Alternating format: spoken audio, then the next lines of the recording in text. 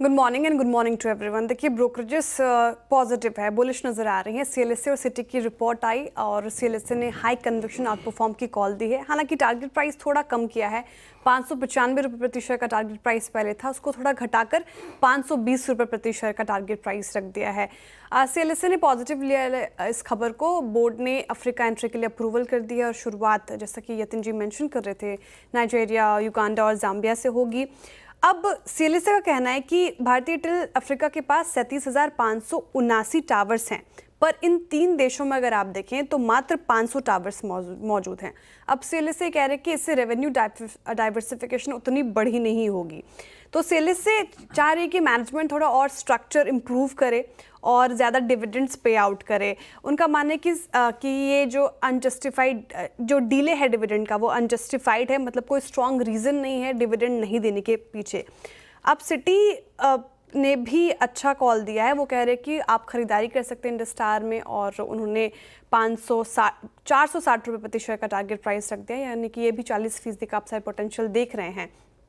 इनका मानना है कि इन्वेस्टर कंसर्न्स जो हैं, जो अभी मैंने गिनाए, डिलेड पे आउट्स या फिर वोडाफोन की सस्टेनेबिलिटी को लेकर जो बड़ा क्वेश्चन मार्क है, और भारतीय रोल आउट भी थोड़ा स्लो डाउन हुआ है, ये काफ़ी ओवरडन है, मतलब इतना बड़ा कंसर्न नहीं जितना कि इन्वेस्टर्स को लगता है। मीडियम टर्म में ग्रोथ उनको नजर आ रही है, साथ ही फ्री कैश फ्लो को लेकर भी वो पॉजिटिव है। केपेक्स इंटेंसिटी कम हो रही है तो शेयर होल्डर्स रिटर्न्स की स्कोप बढ़ती हुई नजर आएगी, सिटी के मान के चल रहे हैं। वैल्यूएशन के लिहाज से भी काफ़ी अट्रैक्टिव इंडस्टार फिलहाल उनको नजर आ रहा है। पीयर्स के मुकाबले अगर आप देखें तो सस्ता वैल्यूएशन लग रहा है, और भारतीय से तो लगातार सपोर्ट है ही, साथ ही बड़ा रिलीफ मिलेगा जब वोडाफोन को सरकार से कोई रिलीफ मिले। तो फिलहाल इंडस्टार दोनों ही ब्रोकरेज को पसंद आ रहा है, और 58% तक के अपसाइड पोटेंशियल सीएलएसए की तरफ से आए हैं इस पर्टिकुलर काउंटर में। देखिए टेलीकॉम पे रिपोर्ट आई है, और बेसिकली जियो सेंटर की रिपोर्ट है, और जियो का आईपीओ फाइनेंशियल ईयर 26 के फर्स्ट हाफ में बढ़ता हुआ नजर आएगा, जो कि सबको बेसब्री से इंतजार था। तो एक पॉजिटिव ट्रिगर है। वो कह रहे हैं इससे देखिए आरपू तो लगातार बढ़ता ही जा रहा है, और इस पूरे स्पेस में सिर्फ टेलीकॉम में अगर आप देखें तो भारती और जियो एक दो बड़े दिग्गज हैं जहाँ पर नज़रें बनी रहेंगी, और वैल्यूएशन के लिहाज से भी जियो एक बड़ा प्लेयर नज़र आ रहा है। तो फिलहाल आप इसको भी काउंटर पर रख सकते हैं। सीएलएसए की रिपोर्ट है मेटल स्पेस को लेकर, और चाइना अपडेट पहले समझ लेते हैं। देखिए 2025 में आप कुछ आंकड़े रख रही हूँ आपके सामने। चाइना अपनी स्टील कैपेसिटी 50 मिलियन टन्स कम करेगी, और इस साल बाकी बचे महीनों में प्रोडक्शन देखें तो 8.5% करने का प्लान है। लेकिन सीएलएसए कह रहे हैं हकीकत ये है कि जैन से जुलाई 2025 का अगर आप आंकड़े देखेंगे तो प्रोडक्शन पहले से ही 20 मिलियन टन कम हुआ है। इसके बावजूद चाइनीज स्टील एक्सपोर्ट्स जो है वो ऑल टाइम हाई पर है। अब डिमांड सप्लाई सीएलएसए कह रहे हैं कि मिसमैच नज़र आ रही है। पिछले 18 महीने से चीन बैलेंस बनाने की कोशिश कर रहा है, लेकिन असर लिमिटेड है क्योंकि एक्सपोर्ट्स लगातार बढ़ रहे हैं। इससे इंडिया पर क्या इम्पैक्ट होगा?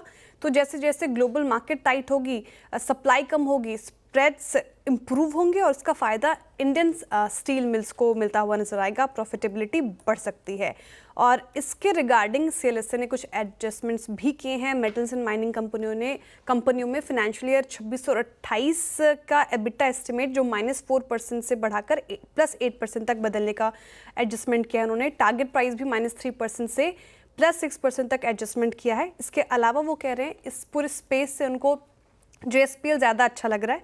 कैपेसिटी एडिशन और ग्रोथ आउटलुक उनको स्ट्रॉन्ग नजर आ रही है इस पर्टिकुलर काउंटर की, और एल्यूमिनियम सेक्टर भी पसंद आ रहा है फिलहाल। अच्छा लग रहा है। नोमुरा और सिटी की रिपोर्ट है, बाई की कॉल आ गई है। टारगेट प्राइस 144 से 140 तक के आए हैं, यानी कि 10% का अपसाइड पोटेंशियल तो नजर आ रहा है अशोक लीलैंड में। ब्रोकरेजेस को पॉजिटिव है क्योंकि कंपनी अब बैटरी डेवलपमेंट और मैन्युफैक्चरिंग स्पेस में इन्वेस्ट करने का प्लान कर रही है।